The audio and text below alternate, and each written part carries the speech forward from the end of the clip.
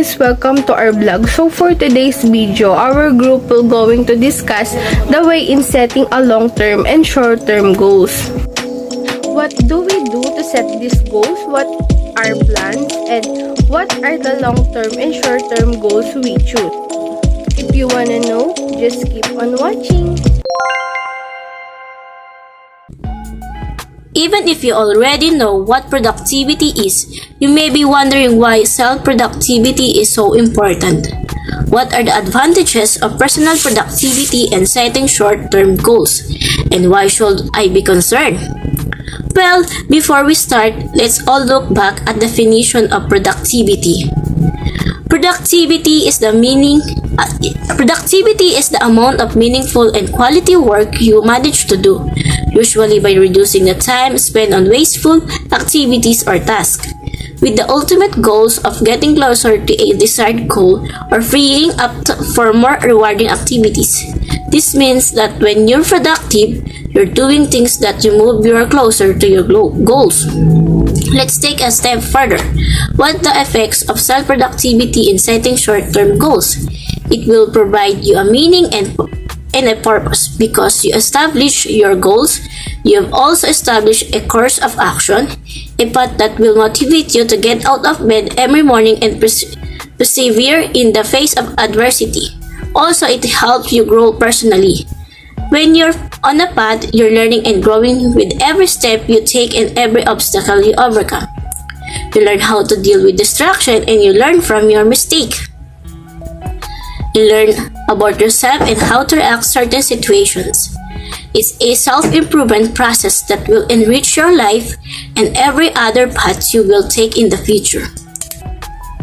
In addition, you may also take control of everything with focused, calm, complete awareness of what is impeding your progress toward your goal. Every impediment in your path will be obvious, and you will know when something or someone is attempting to derail you. Being aware of the obstacle allows you to overcome them. You have control over when and how you respond to them. This implies that you have control over your life and decisions you make. Being in control is critical because it gives you your ability to steer in the right direction and stay on track. Objective to have a productive self. Few things feels as good as truly productive day. You start off knowing what you want to accomplish. You focus on the and finish each task in succession without racing through. Some example of things to do to have a productive self is that, number 1, improve your growth mindset. Speak candidly about the mistakes you've made and what you've learned from them. Number 2 is that, be more proactive. Thinking about the future and focusing on things you can control instead of all those you cannot. Number 3 is that, learn to understand yourself. Gives you the opportunity and freedom to change things about yourself, enabling you to create a life that you want. Number 4 is that, be persistent despite obstacles. Persistence is a personality trait that is characterized by the determination to achieve a goal despite the obstacles and delays that you may encounter. Number 5 is that, learn to accept your limits. Acknowledging, accepting, and allowing your limits to exist that you bestow legitimacy onto your distress. Setting goals give you long-term vision and short-term motivation. It focuses your acquisition of knowledge and helps you to organize your time, your resources, so that you can make the most of your life. Goals also help align your focus and promote a sense of self-mastery. In the end, you can manage what you don't measure and you can improve upon something that you don't properly manage. Short-term goal, output of having a productive self. Something you want to do more in the near future. Benefits of being a productive person is you can do more with the less time. That means You can take on harder, more important tasks. And productivity gives you a purpose. Output of having productive self in a short-term goal. We have 4 tasks. Number 1 is build a morning routine. Organized morning routine will help you to get discipline. Getting up early, morning exercise, healthy breakfast can improve your habits to build your morning routine. 2. Explore something new every day and have a sense of adventure and be spontaneous.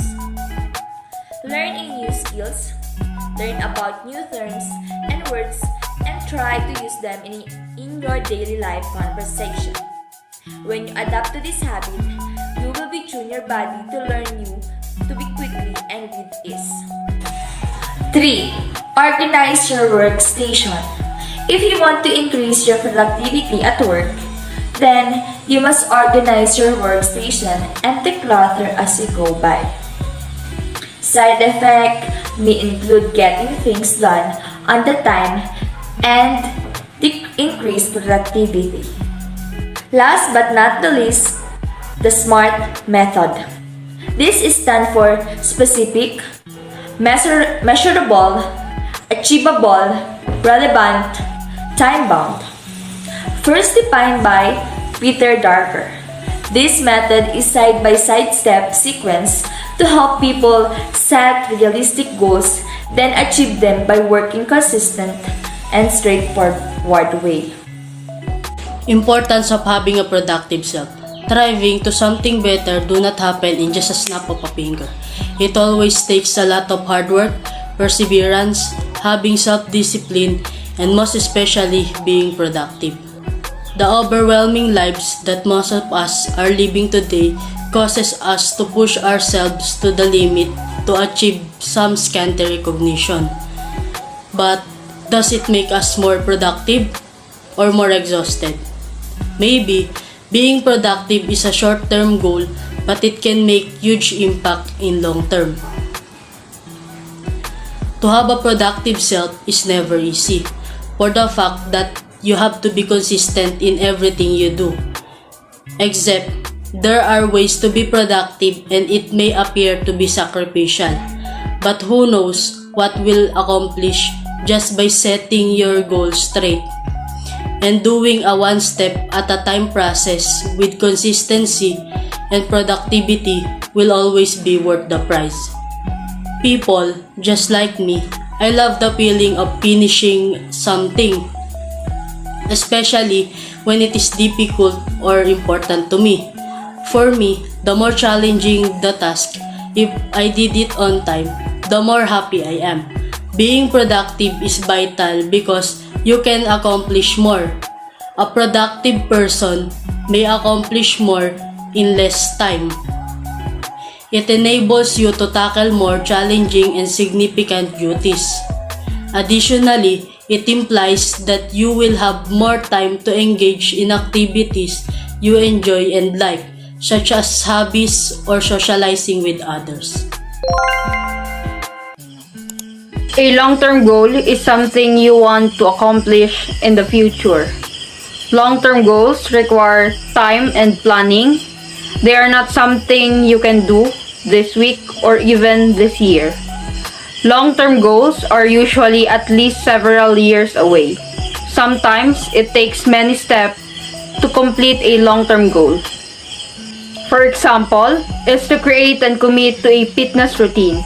This goal is something you can't do in just one day or weeks. That if you try to diet and exercise today, you will see the results in the next few weeks. No, it is something you need to do regularly for years or lifetime, because this is a process you make in your life to achieve a strong and healthy body. Another example is buying a house. Buying your own house is a long-term goal that many of us want to achieve. It will last 4 years because it is not easy and as expensive as it is. First, you need budget to support your need in building or buying your own house. Next, you need a plan on what house you want to build that fits on you and your family. This is what it makes a long-term goal. Earn a college degree is a long-term goal. that all of the students are pursuing, and usually you need to finish a 4-year course to earn a degree. Like me, I am taking a Bachelor of Science in Criminology, and it takes me 4 years to finish, so it can be in a police profession someday. Be promoted on your job. To be promoted on your desired job actually takes 2 to 3 years depending on how will you do your job, or should I say how will you perform. Did you do better or not? So that you will be promoted in a higher position. This is also a process on how you improve as an employee through the years that you are working. What is our long-term goal? My long-term goal is to be a police officer.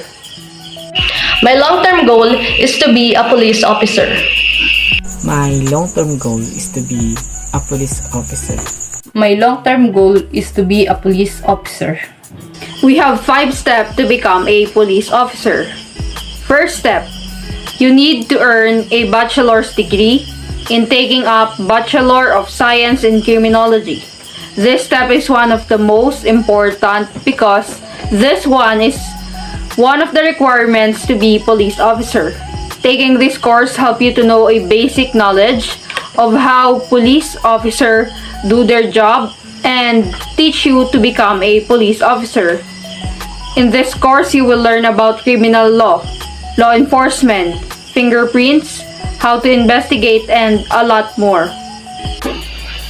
Next step is to pass the licensure exam for criminology. Everyone need to take and pass this exam, and just like every professors and instructor says that all your effort in studying your bachelor degree is nothing if you can pass the licensure exam. Third step is you need to undergo a training, which is composed of 6 months course designed to equip and develop the PNP recruits with knowledge, attitudes, skills, habits, and the values required for a law enforcement officer. This is a transformation from a civilian to a regimented life in preparation for their actual duties and responsibilities. Fourth step is you to need to especially pass the background check. You can expect any law enforcement agency you're applying for to conduct a number of checks into your background, including criminal history and even credit history. While this is the literally first step to becoming a police officer, it's the first you need to be considered before you to get invested in the process. You have a concern about how your background may impact your candidacy. You may want to consult a police academy admissions representative about it.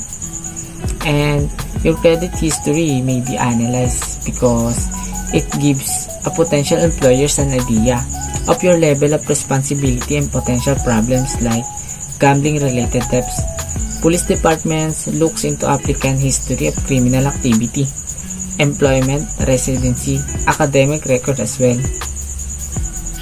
Importance of setting long-term goals.